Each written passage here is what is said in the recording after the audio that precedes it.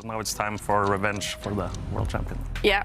Last time in the Air Things Masters, we actually saw Magnus again with white. There he opened with his king's pawn, 1e4. He's gone away from that, and now he's opened with the English opening. Eric deciding upon what to play and just occupying the center with a pawn. This is what we call the four knights variation. And Magnus just, again, pushing a pawn to fianchetto his bishop. In the entrance into the position. Yeah. And one of them's moved though, Kaya, unfortunately. We do see a trade of pawns, and now after this, white's going to castle, black's going to get his bishop out, he's going to do the same, and yeah, we call this the reverse dragon. I'm not sure why it's called the dragon, maybe because it breathes fire, but either way, this is still well known theoretically, so yeah, he's just hoping to outplay Eric. So this is the opening that I'm gonna study. I love it already. Super cool. I used to play this. Yeah. To avoid all this computer preparation. So everything that had been said before. He picks up little tips here and there. He knows how to put psychological pressure on his opponents. And okay, meanwhile, getting back to this game, it has differed from that Carlsen against Kramnik game that I mentioned earlier. But white has started pushing pawns, trying to gain space on the queen side, on this left side of the board. Black just organising his pieces. It looks like black's been retreating a bit, especially the black dark squared bishop going back next to his king. But this is very common type of technique. And now Magnus jumped forward with the white bishop, attacking the black queen. We saw that blocked, and this is still very thematic. Both players clearly have studied something similar to this before. Yeah. As most of you probably know. And a move. 2 moves. Yeah, wow, really committal as well from Magnus Carlsen. So he's traded off white's dark squared bishop, which tends to be quite a good piece, actually, in these positions. He's traded off for a knight, but look at black's pawns over there on the B file. Black has 2 double pawns over there. And Magnus is going to hope, he's going to play the long game. He's going to hope that's a strategic weakness later on. But black does have the bishop pair, so this is really, really complex now. I'm not sure who I prefer in these types of positions. White has a great light squared bishop to compensate for maybe his lack of fight on the dark squares later on. But then again, black can get organised. If black can get all his pieces off the back rank at some point, then Eric will be happy. And, you know, also sometimes traveling for chess events. So, but streaming, yes, it's cool. And we all know that Eric Hansen is a really popular and good streamer these days. Meanwhile, we've seen a huge move by Magnus Carlsen because he sacrificed a pawn, and it's not 100% clear what his plan is if Eric doesn't trust him and takes it. But OK, Eric did not call the bluff. Magnus, I think he had a special idea up his sleeve, and whether he just trusted Magnus and didn't even want to calculate, didn't even want to waste time working out the consequences there. Instead, he brought his rook across, and white's knight has indeed jumped. OK, the bishop has indeed come out to cover the light squares around the black king. That's a good start. So it's all about the bishops and whether white can prove that these are weaknesses. Magnus is going for them. He's brought his knight to the side of the board. Double attack now against this pawn. And it's just a really complex positional strategic fight. Eric dropping back with his knight. He's counter-attacking against the white pawns now. Eric, I've never seen him play this fast, I must admit. Wow. This is a clear strategy from him. I'm going to learn my lesson, and I'm going to play as confidently as I can. Yeah, it must have been a confidence boost for him to do so well in the last tournament, beating Magnus and getting through to the knockouts. OK, meanwhile, a set of pawns have been exchanged on this left side of the board, on the queen side. OK, she has done this, attacking the black knight and the pawn next to it. So it's become a bit more concrete. It is about calculation now, and the stakes are higher than ever. He finds the best move, though. So that's, yeah, I mean, that's mightily impressive. He paused at the right moment. And the whole idea is that if white's queen went up and grabbed a pawn, black's queen would have been able to come down and take a pawn as well. So white's queen was forced to retreat, and now the black knight also stepping back. But the black knight, it's done a bit of a dance. It's found itself on a safe square, just offering some exchanges. OK, white has an advantage here, according to the evaluation bar, but it's not easy, at least for Magnus. And now he's defending his knights with his rooks, all of the pieces entering the action. And OK, surprised by Eric Hansen, just taking the time out to shuffle his king to the corner. Maybe he'd seen this position in advance, actually, when he was having that longer think a few moves ago. Even this one, as Ivanka likes to remind me. And OK, Magnus, I joked about it, but he's played the move that we've seen already in every game today. He's played h4, picked up this pawn, and he's given his king some breathing space, instructive, but also just hinting to Eric that this pawn might destabilise the black king position. And, that's one skill that the top players really have. Yeah, it's really hard to have such a skill just to stay peaceful and don't make your position worse than it is now. Just something for Eric in the back of his mind. Wow, the psychology of chess. I know, and it's also this pawn move doesn't come with too much risk because look at that chain of pawns. Magnus, maybe he has to take a timeout with the white bishop. Okay, he puts it in the center of the board. That is provocative. I thought he maybe would drop it back next to his king, keep it safe. But now, what happens if Eric pushes a pawn to kick that bishop away? That's a good question. But he plays really actively. To push this pawn forward. He actually gave up a move earlier to let Eric push the f pawn forward for free. Now he's trying to do it again, but Eric pushes this pawn. Eric's last move, a pawn push, weakening, and just a bit too slow. Yeah. He needed to be a bit more concrete, a bit more aggressive, maybe attacking the opponent's bishop. And Magnus, okay, meanwhile, bring his queen to the side of the board.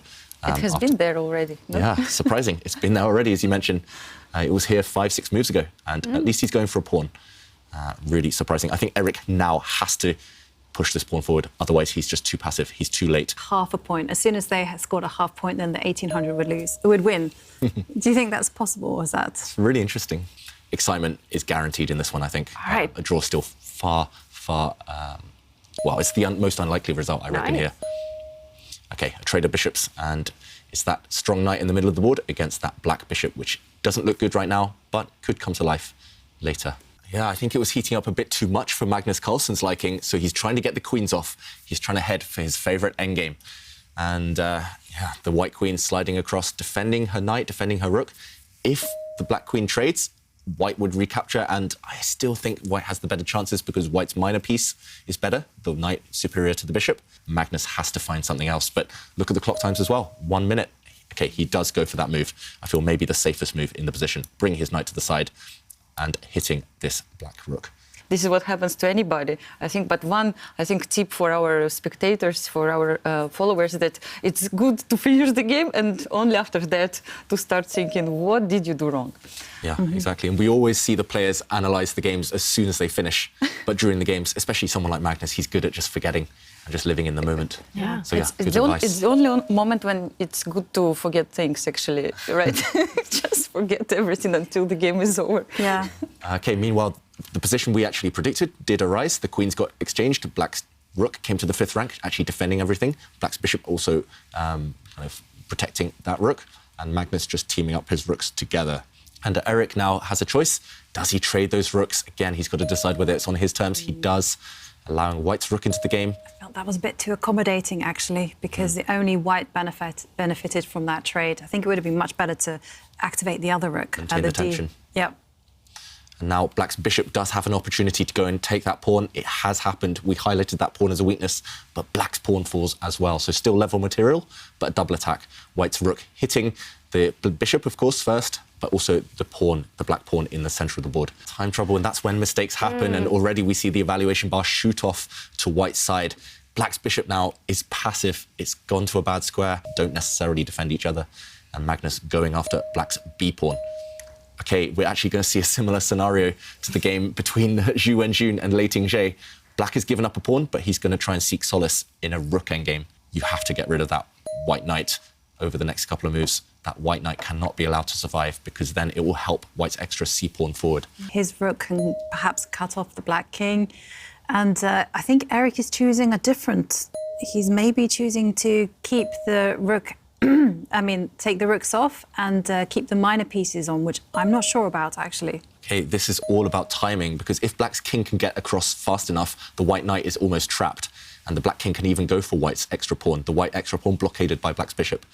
But if the white knight is able to destabilise that black bishop, if the white king can get in, if the white pawn can push, it's just going to be game over. So it can relocate itself to, I was going to say, the c6 square and get out via the A line, but he's chosen a different way. So now he chose to move his king, but otherwise c5 would probably lose a pawn. Yeah. Okay, so white didn't take the risk of pushing the extra pawn forward because it might become weak, as you mentioned. Instead, trying to activate the white king. But now I'm expecting Eric to lock things down. There we go. And the pawn structure on the king side now actually maybe favours black. Suddenly it feels to me like Eric's made some progress and Magnus hasn't really. Magnus has lost a lot of time with his knight. Looking up at the c4 pawn. So this is why Magnus plays a crafty move, puts his knight on the edge of the board. He says, no, you're not going to go for that plan. but it's not the most active knight I've ever seen. Yeah, White's knight is definitely not the most centralised, not the most happy. But White's king is slowly going to snake its way over to support the White knight, maybe retreating. And there we go, both kings doing a bit of a dance. Push his h-pawn forward 2 squares, blockade on the light squares, and use his bishop to trade pawns and behind. And look at all of White's pawns. They're just ripe for the picking. All of these pawns on dark squares. If the bishop does get behind, it's just going to be, if anything, winning for black. So White's king now has had to step back. But if the bishop just leaves itself on this side of the board, on this diagonal, hinting at later coming in, then the White king has to stay guarding this square, the bishop dominating the White knight. Let's go back to the players. We might see a result if Eric can maybe hold his nerve and also make sure he plays quickly enough. Yes, he plays with 10 seconds all the time. Yeah. As I was talking, I looked at the clock and slightly panicked. 10 seconds or 15 seconds every time Eric moves now. I don't know why he uses so much time. He just needs to make a good bishop move, and he has a whole board to make them. So, OK, so he's just centralising the bishop. OK, so Magnus, he's been sneaky, you know. He's saying, well, maybe I'm going to do something with my king on the right side, you know, push a pawn forward. And Eric says, no, he's not going to go for that. Yep. Lock it down. Really nice strategy. Just pawns on the opposite colour of your bishop. The black bishop controls the dark squares, the pawns control the light squares. Just one to remember at home. And the king coming back where it came from. it found no joy on this side of the board. Magnus has all the time in the world. Eric doesn't have all the time in the world. 2 seconds. Oof. But, yeah, unfortunately, still nothing for Eric. No way for Magnus to come through. And not much to do for Eric either. He can just sit and wait. There we go. The bishop just kind of yo-yoing back and forth between this square, the centre. And Magnus can't really break through. If he starts pushing pawns, for example, White can push the f-pawn forward, he only creates more weaknesses in his own camp. And Magnus has to maintain this kind of blockade, this type of fortress with the White knight and pawn.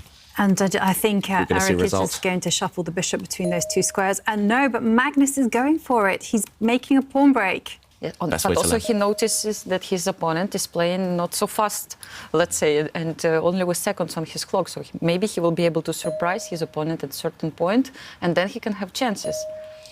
Yeah, and OK, a trade of pawns. Magnus making a bit of a face, though. Now Black's bishop can come to the centre of the board. White's knight actually has no squares at all. I think his plan is to trade also g-pawn.